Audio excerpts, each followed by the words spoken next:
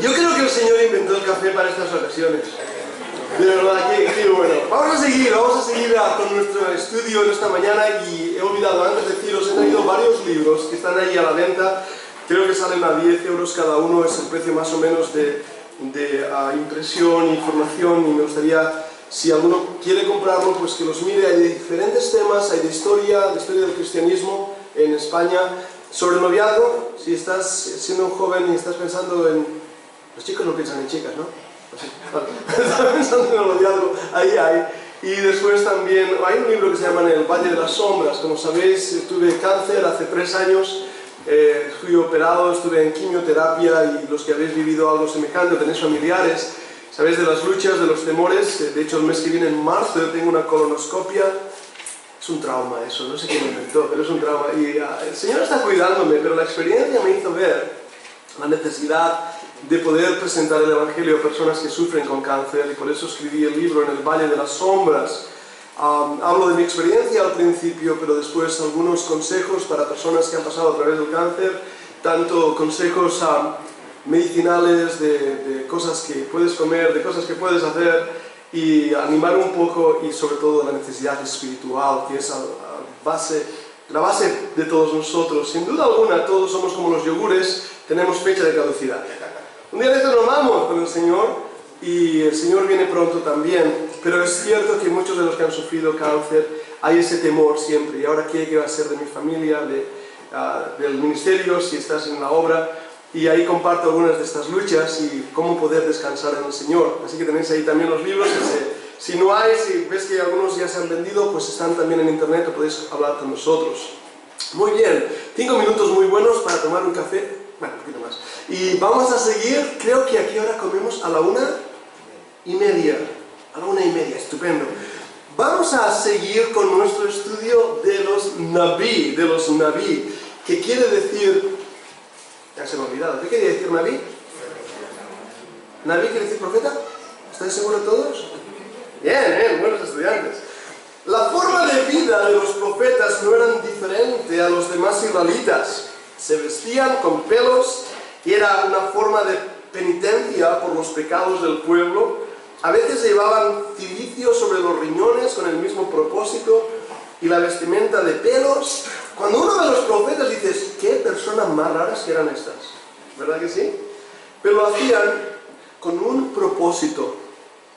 La mayoría de niños, sobre todo, aprenden más por ejemplo que por palabras. Es como aprendemos, somos imitadores de comportamiento. Así que estos hombres tenían también en su manera de ser un ejemplo hacia otros, hacia la nación de Israel. Algunas de esas cosas que hacían, como esto del cilicio, o llevar ropas diferentes, eran símbolos, como los alimentos que tenían, de frutos, de legumbres silvestres, las famosas dietas de Juan el Bautista, ¿verdad? Los profetas como Eliseo y Jeremías eran de familias acomodadas, eran personas nobles, no eran personas pobres, pero hacían esos sacrificios para poder llevar el mensaje a la nación de Israel. Y en ese aspecto, ellos también tuvieron una labor literaria, escribir las profecías. Hoy en día, la mayoría de nosotros sabemos escribir, sabemos leer, pero en aquel entonces solamente un grupito de personas sabía escribir. Tenía una cultura, y Dios escogió a estos hombres también para revelar y poder transcribir sus visiones. Y en ese aspecto me da una enseñanza práctica para todos nosotros. Y un hermano me preguntaba hoy de las escuelas de los profetas, ¿recordad? Escuela de profetas en el Antiguo Testamento, iniciada por Eliseo y Elías, y eran jóvenes que querían aprender la Torá, la ley del Señor, y querían realmente servir al Señor. Y eso me habla, cada uno de nosotros nos habla, que a pesar de que tengas un llamado de servir al Señor, y todos lo tenemos, cada uno de nosotros, es necesario prepararnos para el ministerio. Por eso ya desde el Antiguo Testamento vemos la escuela de profetas. ¿Y qué aprendían? Aprendían de la Biblia, de la ley, de del Antiguo Testamento y aprendían pues cómo dirigirse al pueblo. Y yo os animo, y para mí es una bendición este grupo de hoy tan numeroso, de hermanos que queréis aprender la Biblia. Seguid haciéndolo. Es bueno que desde las iglesias locales haya institutos que puedan apoyar y animar a estudiar las Escrituras. El Señor nos va a usar, pero no va a usar a una persona que no esté preparada cuando tuvo la oportunidad. Es como un hacha, no sé. Hablaba ahora con un pescador, me encantan los pescadores, lo que he dicho antes, pero voy a hablar ahora de los leñadores, los que cortan leña, no los que dan leña, eso es otra cosa, los que cortan leña. ¿A alguno de ustedes se os ocurre ir a cortar árboles con un hacha sin filo? Los vascos sí, ellos no pasa nada, pero la mayoría de nosotros vamos con una hacha bien afilada para cortar árboles. Bueno, lo mismo pasa en cuanto al ministerio. Cuanto más afilado estés, más preparado estés, más útil serás para el Señor. No es necesario tener títulos universitarios o académicos, no me estoy refiriendo a eso, pero hermano, necesitas pasar tiempo en oración con el Señor y necesitas también pasar tiempo con la palabra, estudiar la palabra. Y estos cursos intensivos es parte de la escuela de profetas y lo que el Señor está haciendo. En la época de Isaías y Oseas, los profetas se constituyeron en grandes escritores. Ellos se aislaban periódicamente para recibir la revelación divina. Ezequiel y Daniel recibieron revelación a la orilla de un río, estaban apartados. Y eso me llama también la atención. Me llama la atención porque, ¿sabes? Estamos tan ocupados en nuestra vida, tan estresados, que necesitamos a veces apartarnos, descansar, confiar en el Señor y orar para que el Padre nos hable a través de su palabra. Y es lo que hicieron. Sin embargo, el Señor no violentaba la personalidad del espíritu humano de ellos. Es decir, cuando vemos a los profetas menores y mayores, vemos la personalidad que tenían, ¿verdad? Cada uno de nosotros somos diferentes. Dios nos ha hecho de diferente carácter. Tiene que ver con la herencia de nuestros padres, con la educación, con la cultura, todo eso tiene que ver. Pero Dios quiere usarnos, porque para Él somos barro en sus manos. Y así lo vemos también en estos profetas. Dios los usó en la manera que ellos eran. Y el Señor los transformó. Entonces, en este cuadro le llamamos infografía. En las notas, en el librito de notas, vais a tener un montón de infografías, que son resúmenes visuales que nos ayudan a entender cosas. Y antes de entrar, ahora sí voy a entrar ya en Jonás en adelante, pero es el último concepto que debemos tener, es que los profetas eran mensajeros de Dios, eran guías espirituales elegidos por Dios con el propósito de educar a Israel. Y en eso, como mensajeros de Dios, debían anunciar la justicia, el amor y la santidad de Dios. Es lo que ellos anunciaban. Pero denunciaban la idolatría, la injusticia, el pecado. ¿Veis ahí las dos cosas? Y como pastores, como siervos del Señor, tenemos que hacer lo mismo. Tenemos que denunciar el pecado, tenemos que denunciar la injusticia, tenemos que ser luchadores por la verdad. Pero hermanos, lo hacemos porque estamos sirviendo a un Dios Santo. Y nuestro objetivo es que los hombres conozcan a ese Dios Santo. Por eso debemos hacer lo posible para comprender la santidad de Dios, el carácter de Dios. Y estudiando los profetas menores, descubrimos a ese Dios grande, fuerte y terrible. Un Dios poderoso, omnipotente, todo lo puede, omnisciente, todo lo sabe, omnipresente, está en todo lugar. Este es el Dios de los profetas menores y lo presentan vez tras vez. Los profetas podemos dividirlo entre los mayores, Isaías, donde habla especialmente de la venida del Mesías, del Salvador, como rey pacífico, portador de paz y alegría para su pueblo. Ahí está Isaías presentando al Señor Jesucristo. A veces yo le llamo a Isaías el Evangelio según Isaías. Yo sé que está en el Antiguo Testamento y el Evangelio es el Nuevo, pero hay tanto de Cristo en ese libro, tanto. En cuanto a Ezequiel, él anuncia que el único Dios es Jehová, creador del cielo y de la tierra. Es el único Dios verdadero. Lo siento. Recuerdo una vez cuando estuve en televisión, me hicieron un programa con Mercedes Milán, no sé si os suena esa mujer, Mercedes Milán. Y me entrevistaron, os hago la historia corta, porque querían conocer de gente que un libro había cambiado su vida. Y ella había leído que la Biblia había cambiado mi vida. Me llamaron y yo no sabía ni quién era Mercedes Milán, no queréis conocerla. Pero me llamaron y hablando en la entrevista yo utilicé esa frase. El único Dios verdadero. Yo creí en el único Dios verdadero. Mercedes golpeó la puerta y dice, eso es lo que me molesta de vosotros. En directo, en grabación. Yo creo que puse cara de parche. La miré. Pero realmente es así. Es el único Dios verdadero. Es el único, no hay otro. Y mi respuesta práctica a ella es decirle, mira Mercedes, la definición de Dios, esa definición de Dios hace que no pueda haber otro. Porque yo sé que, perdonadme, Messi es Dios, dicen por ahí, ¿no? Ya, para algunos sí, tristemente. Pero Él no es Dios. Porque si hay Dios, es excelso en todos los atributos de su perfección y divinidad y exactitud. Y los profetas menores van a hablar en contra del Dios Moloch, y del Dios Astarte, y del Dios Baal. Van a hablar en contra de esos dioses, de minúscula. Porque la perfección absoluta de todos los atributos está en Dios. Por eso no creo que el Dios del Islam sea el Dios real. Porque si hay Dios, y lo hay, tiene que ser perfecto en sus atributos. Entre ellos, amor y justicia y misericordia. Y el Dios de la Biblia es un Dios de puro amor, de pura misericordia. El Dios del Islam es un Dios de venganza y sangre y muerte. Así que la máxima representación del atributo de la justicia es el único Dios verdadero. Y es el Dios de la Biblia. Lo vemos ahí en Ezequiel, el único Dios verdadero. Jeremías presenta a Dios que dialoga con su pueblo y se comunica al corazón del hombre. Y Daniel, oh mi amado Daniel, nos muestra que la sabiduría de Dios es mayor que toda sabiduría y poder humano. Tremendo, ¿verdad que sí? Ahora, vamos a dejar a los profetas mayores a un lado, vamos a los menores. ¿Cuántos serán? ¿Estáis seguros? Entre este rato y la clase anterior no hay ninguno más, ¿no? Son 12 profetas mayores. Oseas, Amós, Jonás, Nahum, Sofonías, Zacarías, Joel, Abdías, Miqueas, Habacuc, Ageo, Malaquías y Baruch. Esos son los 12 profetas mayores. Ahora, el año pasado estuvimos viendo, y no nos dio tiempo para más, estuvimos viendo a 6 de ellos.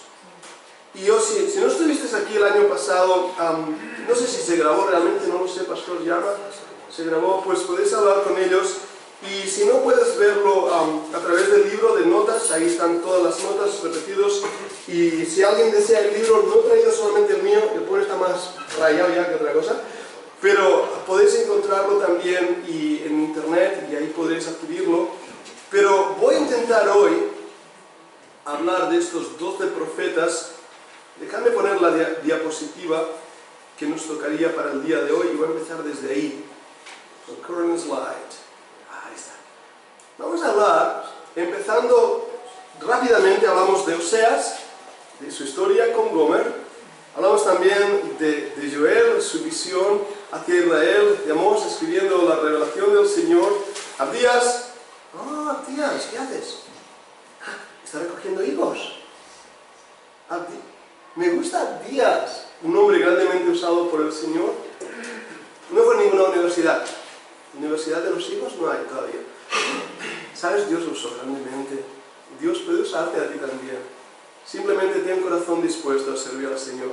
Y este es mi favorito, Jonás. Vamos a empezar a ver Jonás, que es donde nos quedamos en nuestra última clase.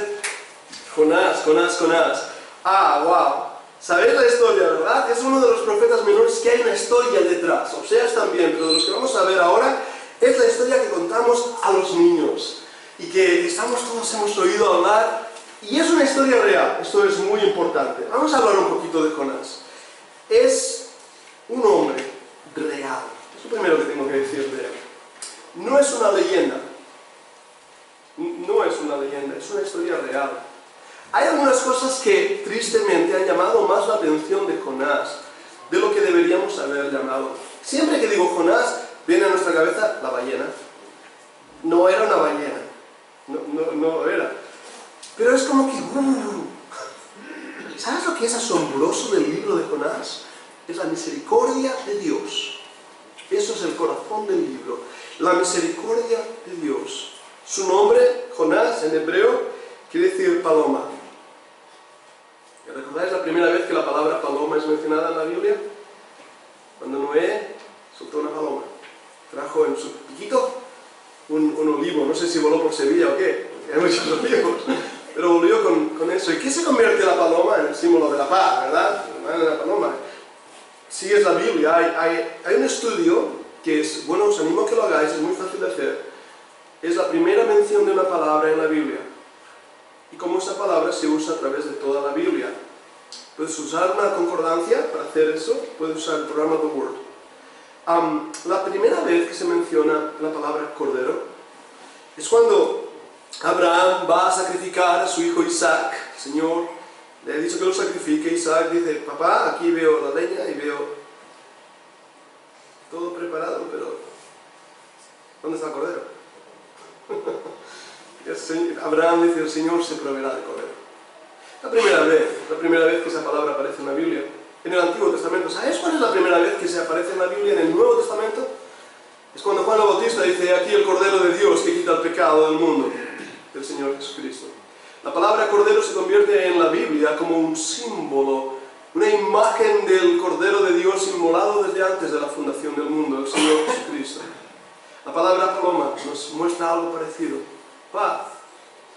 A Jonás enviado a Nínive, trayendo paz a Nínive, trayendo la misericordia del Señor. El Espíritu Santo, en forma de paloma, descendiendo sobre el Señor Jesucristo al inicio de su ministerio.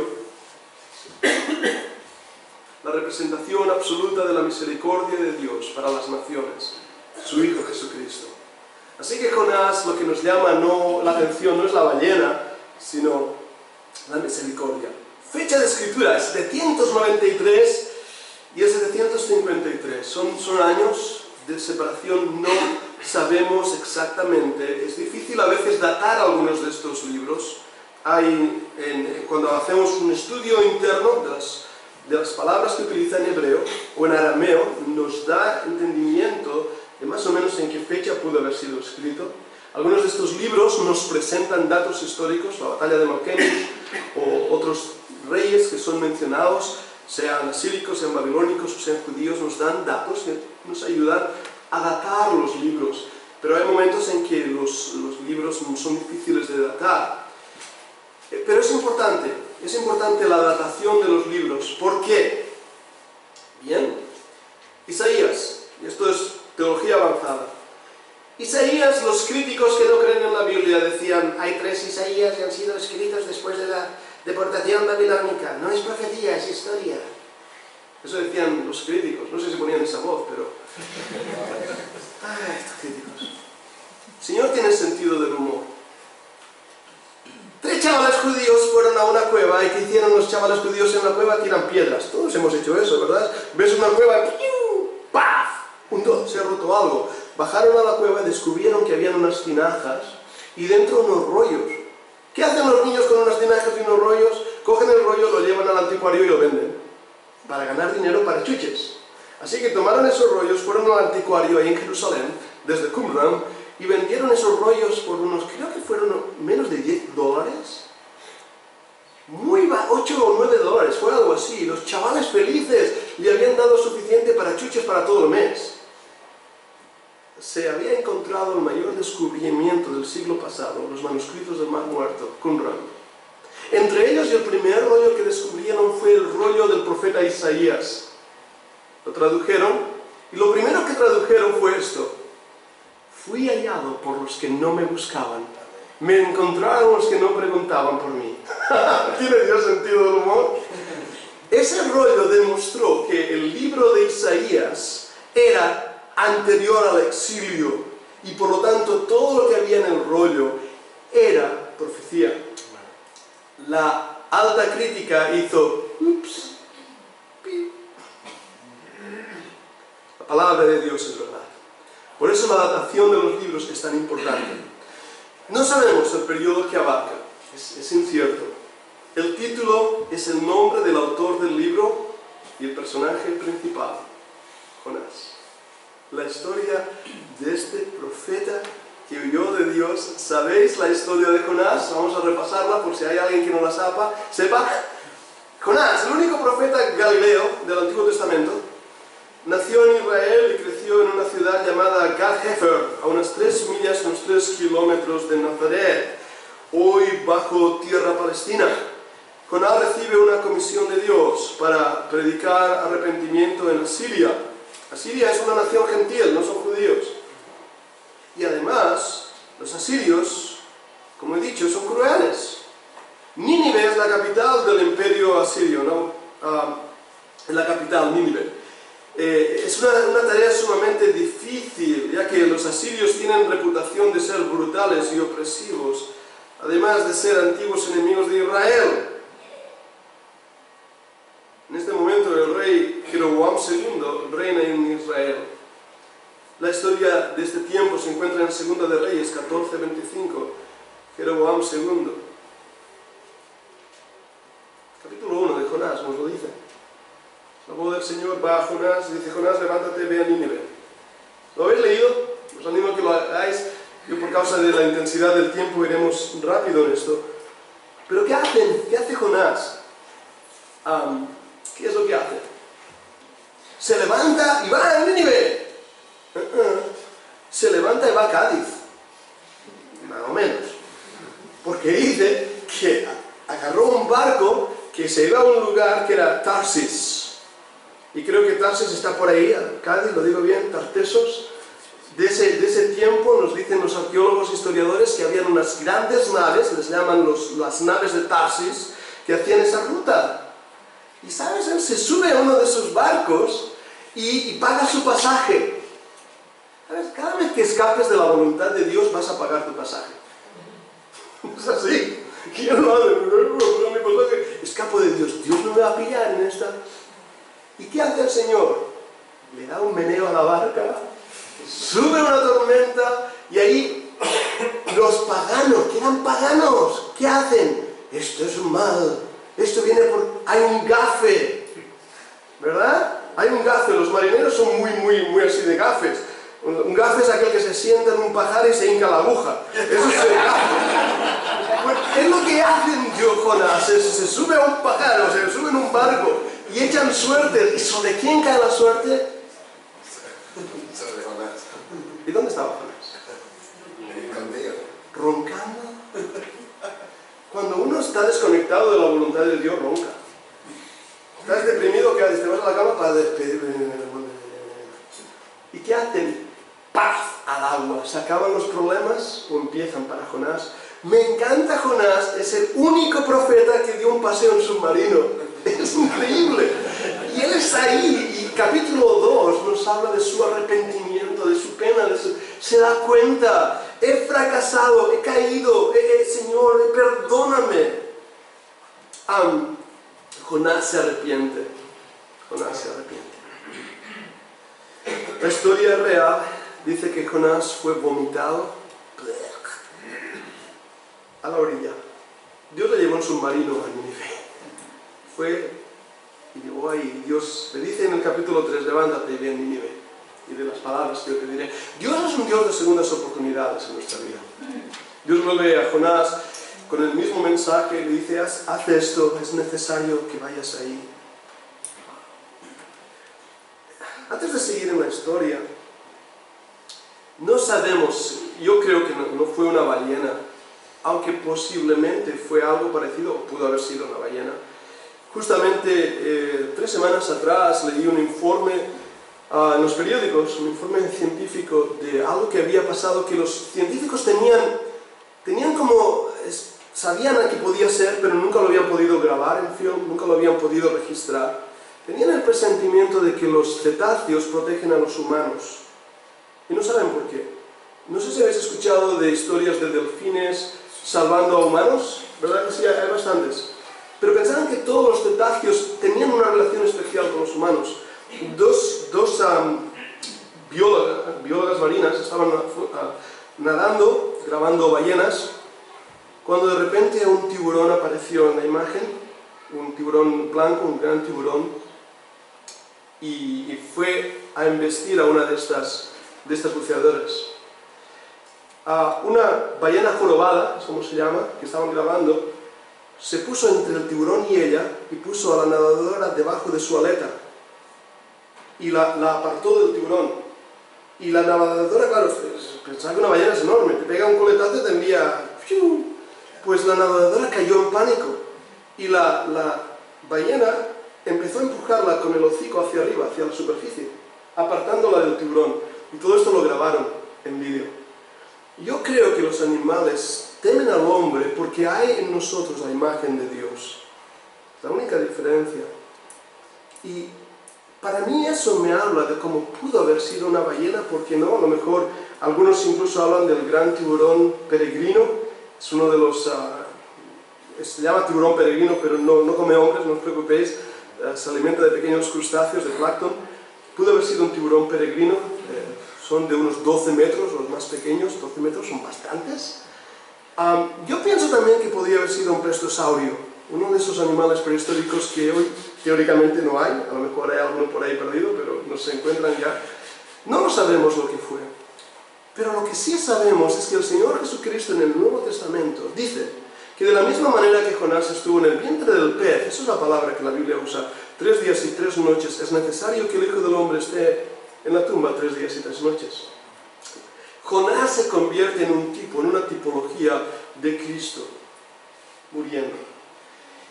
Sí, el Señor Jesucristo habló de Jonás 2 veces, en esa ocasión y también cuando habla de Nínive, que se arrepintieron cuando fue enviado Jonás. 2 veces Cristo habla de este personaje. Y yo creo que fue verdad su historia. Porque si no lo creo, me hace pensar que Cristo fue un mentiroso. Y si Cristo mintió en cuanto a esta historia, entonces Él no puede ser mi Salvador.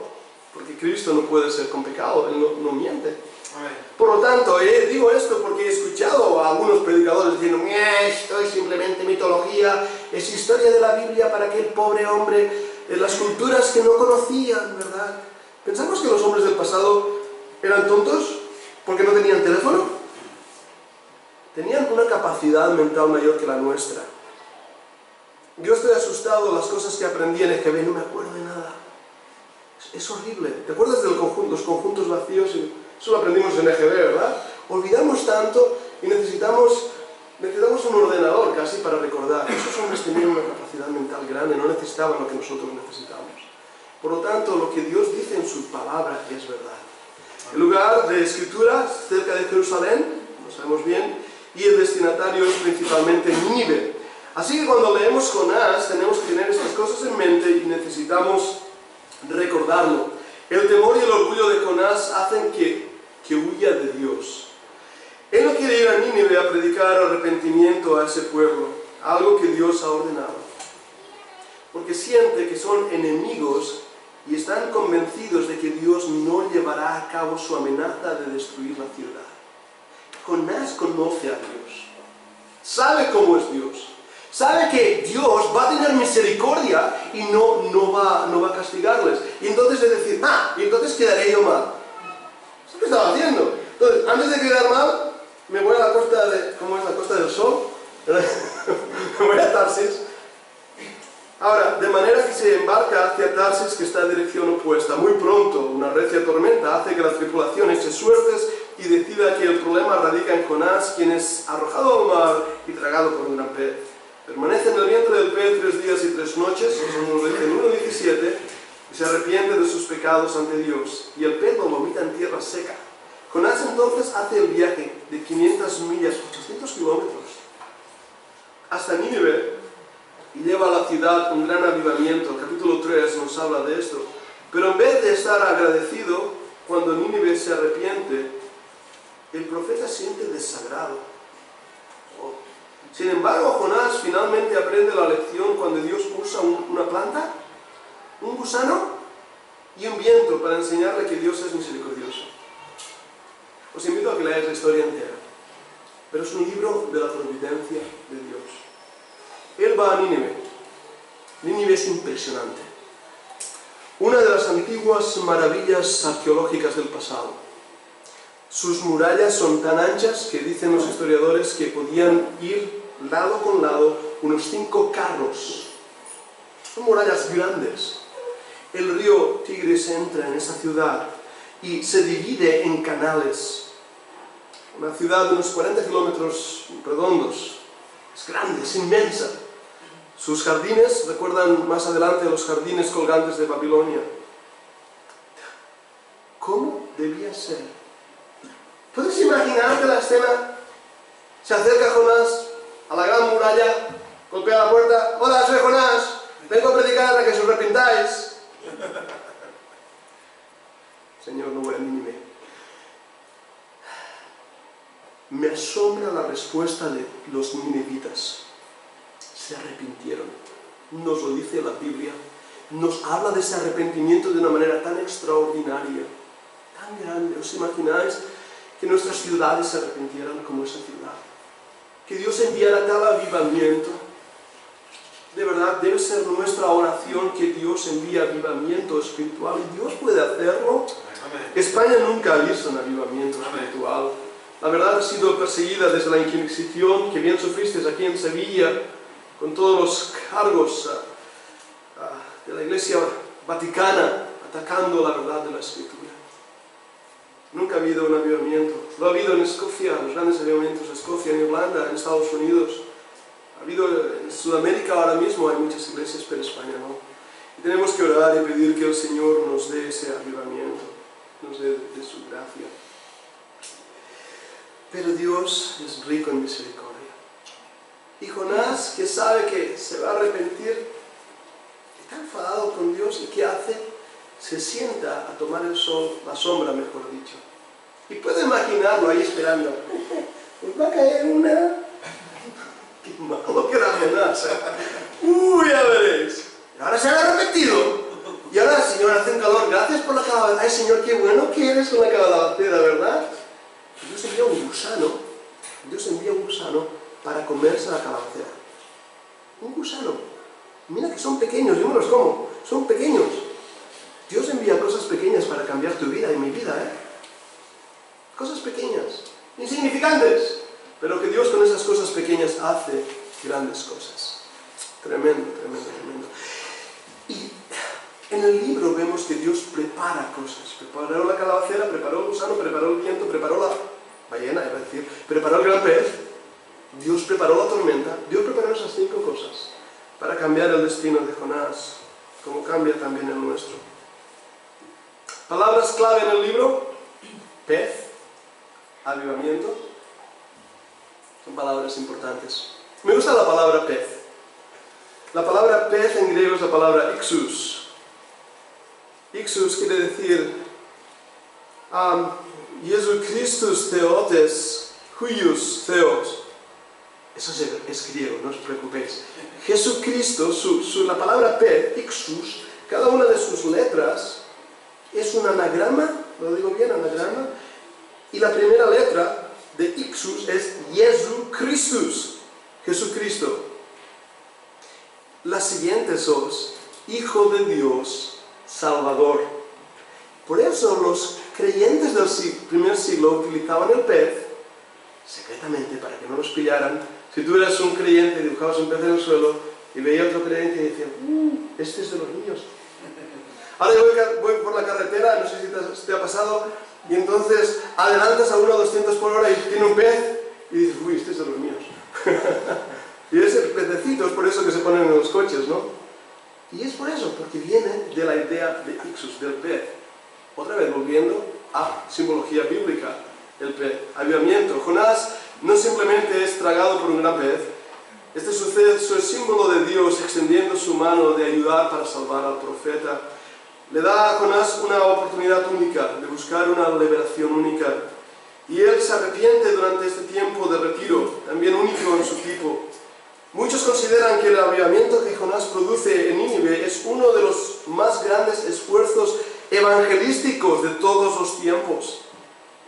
De hecho, se dice que Jonás ocupa un lugar singular como el primer misionero al extranjero. Y esto es un dato importantísimo. Dios envió a un judío a una nación gentil para predicar la misericordia de Dios. El primer misionero. No es el único. Fijaros si Dios ama tanto las misiones, que Dios envió a su Hijo para ser misionero a este mundo. Y tenemos que orar por las misiones. Para mí me es una bendición tremenda, y hermano llama, y yo le amo mucho en el Señor, pero es una bendición tan tremenda verle a Él aquí. Desde Japón, mira que hay sitios en el mundo. Japón, es que están ahí en el mapa, ¿no? Está lejos. El mapa que tenemos está en el centro de todo. Sabía que habías dicho eso. Desde Japón a Sevilla. Y hablo con él y digo, este hermano sí, tiene cara de ser japonés, pero tiene corazón de sevillano.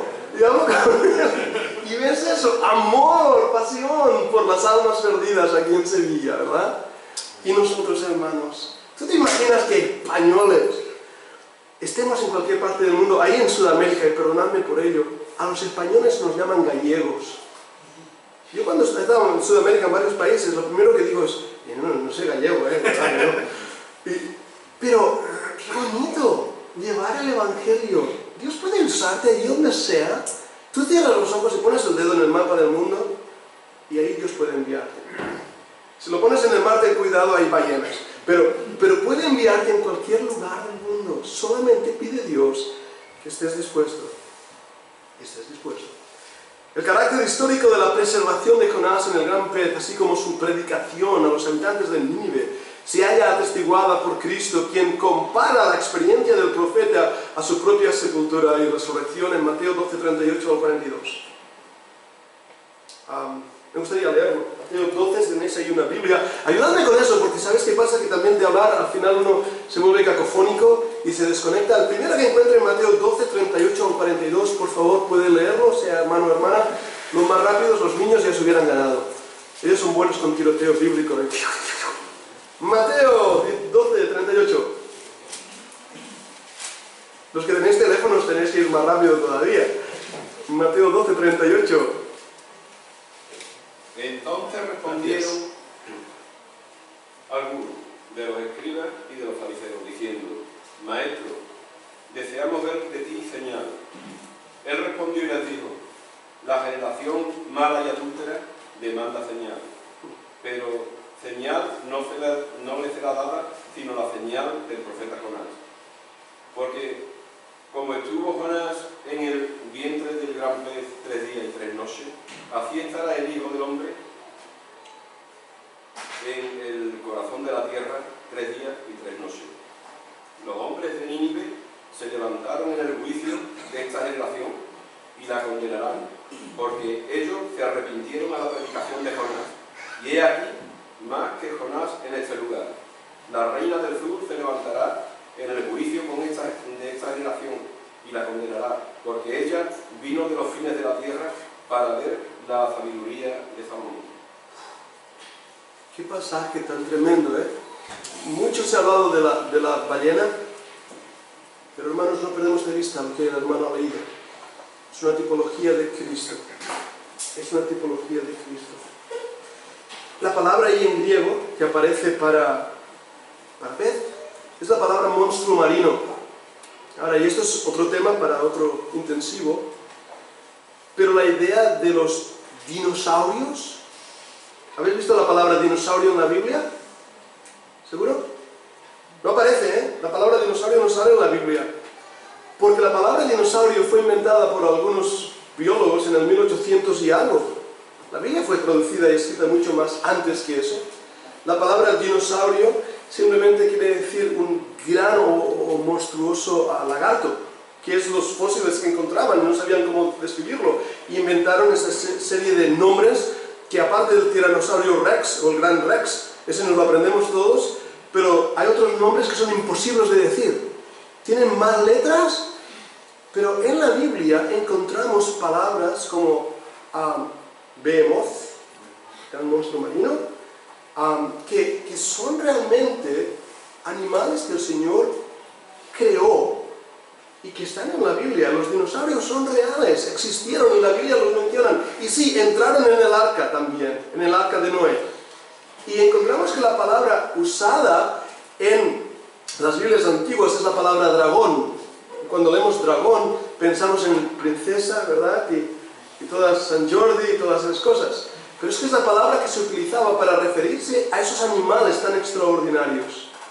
Y es posible, no sabemos, que uno de esos fuera el monstruo marino. Lo que antes he mencionado, se ha sugerido que el tiburón ballena, con el nombre conocido como Rhincodontypus, el pez de mayor tamaño que a veces llega a medir más de 20 metros, y es decir, las pequeñas son de 12 metros, y en mi opinión me inclino más a pensar que podría ser un extinto como el Plesiosaurus. Pero el milagro no está en que se lo tragara el pez, sino en que lo vomitara arriba en la orilla para que cumpliera así la misión de Dios le había dado. El libro de Jonás está plagado de lo supernatural, está el gran pez, pero también la tormenta que Dios levantó, la calabacera, el gusano, el viento solano, y sobre todo el gran milagro fue el avivamiento en una nación pagana, el arrepentimiento de toda la ciudad de Nínive. Ese es el gran milagro del libro. El carácter de Jonás, la manera en que lo trató Dios, prefiguran la historia posterior de la nación de Israel, alejados de su tierra, un problema para los gentiles, pero testificándolos, llevándoles cautivos para preservarlos milagrosamente. Dios tuvo misericordia de un pueblo rebelde, un pueblo contradictor. Romanos capítulo 11, todo el día extendí mi mano a un pueblo rebelde y contradictor. Dios tuvo misericordia de esa nación cuando perdida después de la deportación babilónica. Parecía que había desaparecido, parecía que se lo había tragado un gran pez. Parecía que nunca más Jerusalén sería reconstruida.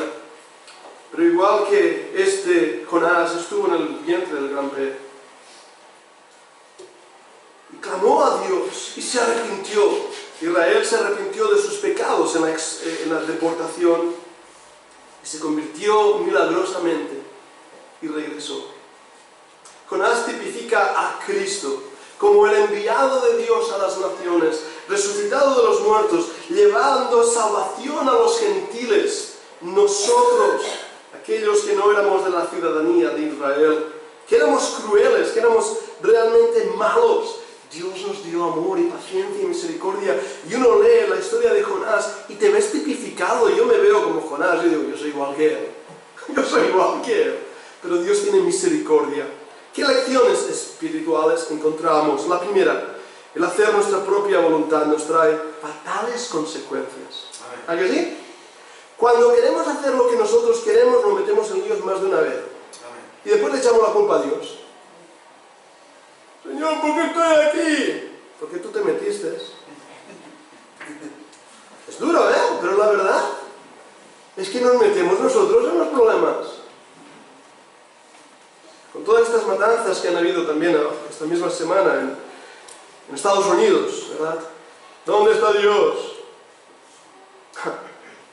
Mira, cuando uno contempla el mundo con toda su crueldad, su brutalidad, y lo mira, ¿sabes lo que está pasando? Es que has dado la espalda a Dios. Y Dios te está haciendo ver lo que es un mundo sin Dios. Si tú sacas a Dios de las escuelas, sacas a Dios de las familias, sacas a Dios de los centros públicos, sacas la imagen de Dios de todo, eso es lo que tienes. ¿Es lo que queréis? Ahí lo tenéis. Da la vuelta en arrepentimiento a Dios y clama a Dios. El corazón del hombre no cambiará a menos que Dios lo cambie. Eso es lo que cambió el corazón de los ninivitas. Una sociedad cruel, saciante de sangre. Eran realmente malos. A veces estudiando arqueología del pasado en Egipto, cuando uno ve las pirámides, los dibujos que hay, ¿sabéis que hay pornografía ahí? Y brutal, no entro en detalles, pero en Egipto. Y cuando ves eso dices, qué malos que eran estos egipcios.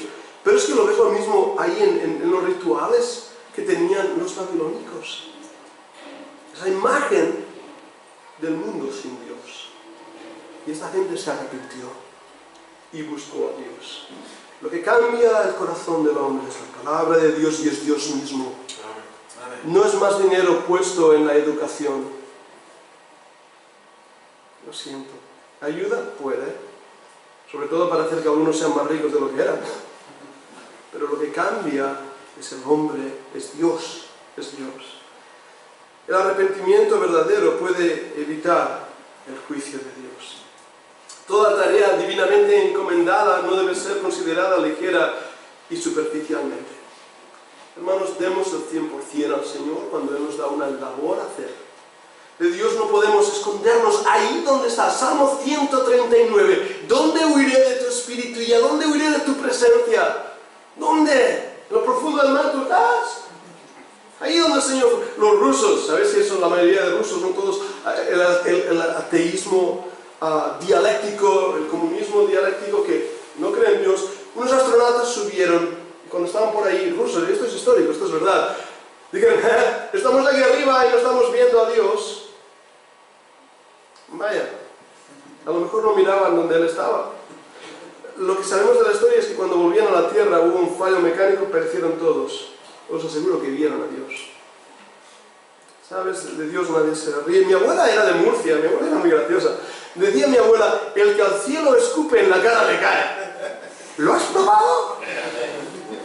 Escupe... No,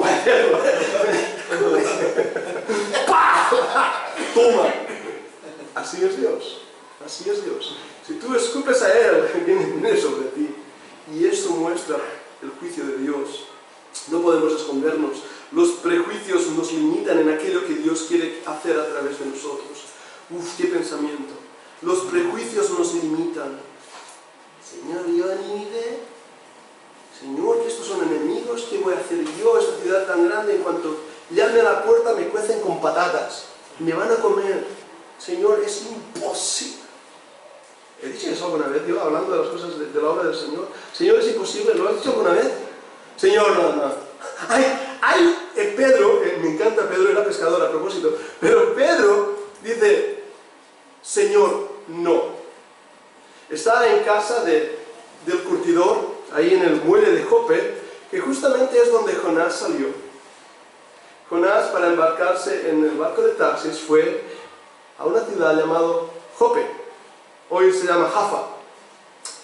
Estuve en esta ciudad, justamente estas navidades. Es igual que era en ese tiempo el casco antiguo. Es uno de esos lugares arqueológicos donde parece que el tiempo se ha frenado. A la entrada de la ciudad hay una gran puerta con símbolos de Egipto, con jeroglifía egipcia. Cuando uno entra ahí y entras a la pequeña ciudadela, hay un faro antiguo del tiempo babilónico, como ellos encendían fuegos y así tenían un faro de esa manera para los navegantes. Y ahí hay una casa que le llamaban la casa del Tomás el Curtidor, arqueológicamente probado de ese tiempo. En esa casa estaba Pedro. Qué bonito. Me encanta Pedro, es como Jonás. Idénticos. Tiene hambre, igual que todos los predicadores, siempre estamos con hambre. Sube, está esperando que alguien le haga la comida, supongo. Tiene una visión. Pedro mata y come. ¿Qué dice? Señor, no. ¿Lo habéis leído? De hecho, en nuestras Biblias dice, Señor, coma, no. Me gusta que hayan puesto una coma. Porque si es Señor, tú no le puedes decir no. Si es Señor, Él domina, Él tiene derecho en tu vida. Él manda, nosotros obedecemos. ¿Está diciendo no al Señor en algo hoy? Jonás lo hizo, escapó de la voluntad de Dios, el Señor lo trajo de vuelta. Donde quiere que hay un desobediente, lo que hay son problemas. Muchos de nuestros problemas los creamos nosotros. Señor, ¿qué quieres que yo haga? Eso es lo que tenemos que decir. Obedecer a Dios cuesta caro, pero desobedecerle cuesta más caro. Amén. Uno de mis misioneros favoritos dijo, no es necio el que da lo que puede perder para obtener lo que nunca perderá. Este hombre dio su vida por el Señor en las selvas amazónicas. Una lanza de unos indios le mataron. Pero la historia de Nate es una historia inspiradora. George Livingstone, dijo que para Dios, en el corazón de Dios, es tan misionero que Dios envió a su Hijo como misioneros. Dios quiere enviarte a ti. A lo mejor no te va a enviar a África con los caníbales, no temas, si el Señor lo quiere. ¿Ah? Sí, aquí hay caníbales también, ¿no? Pero si Dios te envía aquí, con los caníbales de aquí, Dios tiene un propósito. Dios tiene un propósito. Y Dios va a cuidarte. No hay lugar más seguro que la voluntad de Dios. En el vientre del pez, Jonás estaba seguro. En el barco, en su camino, mira cómo terminó, en el agua mojado. Jonás huye del Señor, capítulo 1 al 17. Segundo lugar, Jonás es librado del pez, lo vemos en el capítulo 2:1 al 2:10. Jonás obedece a Dios y va a Nínive. El cuarto punto, en el bosquejo, Jonás se enoja por la misericordia de Dios.